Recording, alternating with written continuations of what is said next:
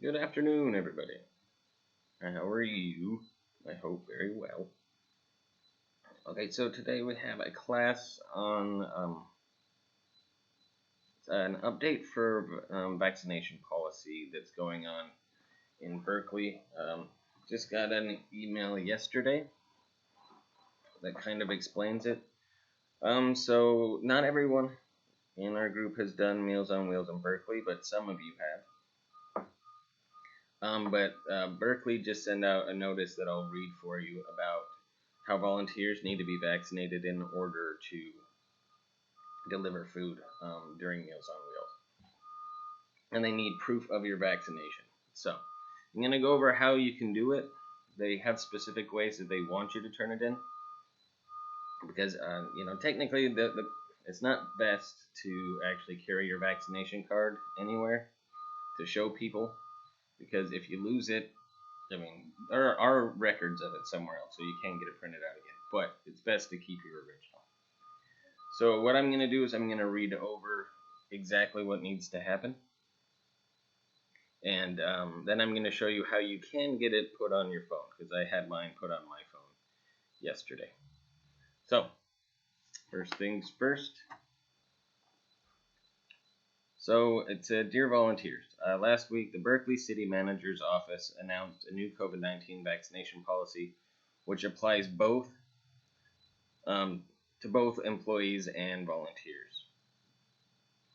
So in order to create a safer environment for workers and the public, employees and volunteers must now report their vaccination status by October 15th, 2021, and be fully vaccinated against COVID-19 by November 15th, 2021, unless they have an approved medical or religious exemption, which right now it's kind of difficult to get.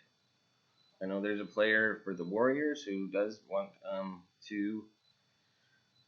he's filing that he doesn't want to be vaccinated for religious purposes, but the way it's working out for him right now is he can play every game he wants outside of California, but he can't play any home games because the Warriors arena has said, no, sorry, everyone, to be here, you have to be fully vaccinated.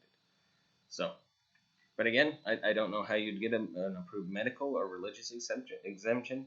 There are some people, when it comes to the medical part, that it's actually dangerous, but you'd have to get a doctor's note. But it's actually the vaccine. People can have allergies to it, and it's safer for them to not get it. But again, you would have to get it approved, and obviously a doctor would have to be the person that approves it. You can't just say, I'm pretty sure that it doesn't work for me. So you actually have to get it. To be fully vaccinated, 14 days must have passed since an employee received the final dose of a 2-shot Pfizer or Moderna series, or a single dose of the 1-shot Johnson & Johnson or Janssen vaccine. And they do apologize. They say, apologize for a process that might feel intrusive to you. As a City of Berkeley program, we are obligated to comply with this new regulation. So let's keep going. So I'm keeping my fingers crossed that we can keep all of our incredible and loyal Meals on Wheels volunteers. So over the next couple of weeks, you can either provide a copy of your full vaccination card or show it directly to Morris McKay, our volunteer coordinator, so you can do it that way, who will be available at meal pickup and documenting our volunteers' vaccinations. You can also provide us with a digital version of your vaccination status, and that's the one that I'll go over with you. So, you can bring it in. I'm just guessing you'd have to bring it in with an ID just showing that it's you, because, they don't know everybody's name, so they're going to probably want your ID as well, just saying that, okay, well, like for me, it would have my name, and then on my ID, it'd show the same thing and have a picture of me, so it's like, even though in my ID, my hair is very long, so hopefully they believe it's me, but, also your birth date shows up, and your birth date's on your ID, as well as your vaccination record.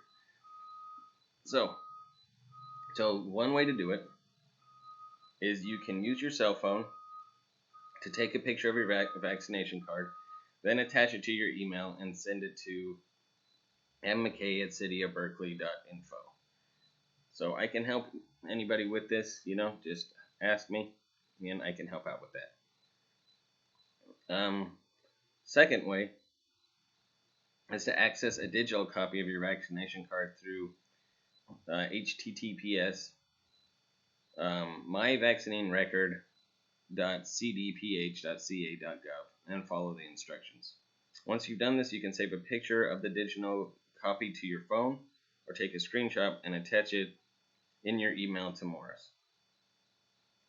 If you have any specific questions or concerns, please feel free to contact me at this email address or call me and there's a number there. But the number is going to be 510 area code 981-5250.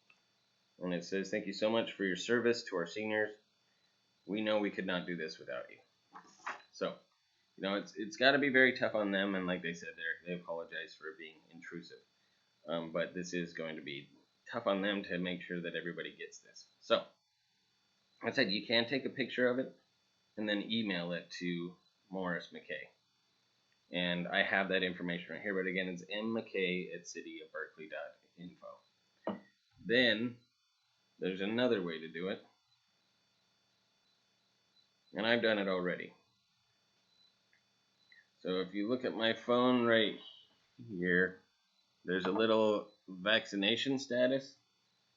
I just have to use my finger word to verify it's me, and then it'll have this thingy which they can actually scan, and it'll also have my information right there. So I can just send a screenshot of this to him and email it in to him so that he can actually see it. I can probably do it. Let's see. No, I'm going to have to take a screenshot. Darn it.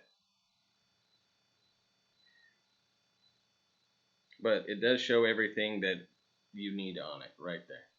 Now, the way you go about getting this is you're going to go just to Google and type in My Vaccination Record, California. Or My Vaccine Record. So I have that right up at the top, My Vaccine Record. Uh-oh. Then you're going to click on My Vaccine Record, and it's going to take you here to a digital sort of thing here. I don't know if you can see it. But what you're going to do is click on Digital COVID-19 Vaccine Record. And then it'll come up with this, which will show you everything that you need. And then you're going to put in some information. So basically your last name, your first name, last name, your date of birth. And then what you're going to do is use either a mobile phone or an email. I just do your phone, just because what happens is once you actually enter it, then you can create a 4-digit PIN. So it's going to be a number that you need to remember forever and ever.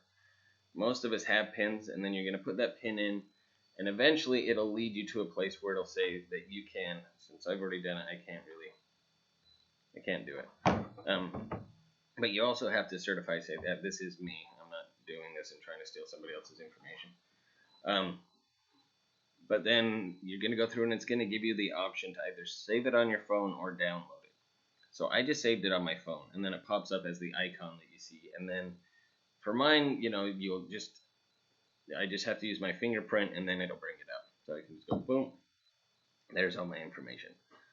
The other way you can do it is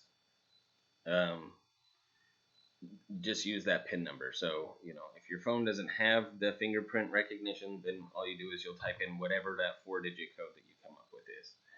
And then you're good to go, and you're good to go to Meals on Wheels in Berkeley. But then you have to send that in to Morris McKay and make sure that they receive that, and then you'll be good to go. And again, I'm here to help with any of it. Any of the staff can really help you with it. We all got the email.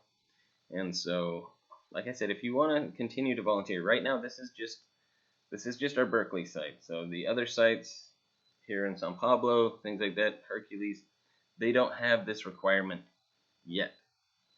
But we don't know when that might actually change. So anyway, I hope you're having a great day. Feel free to ask me any questions, anything you have about this. And of course, I'll be here to answer. All right. Ciao for now.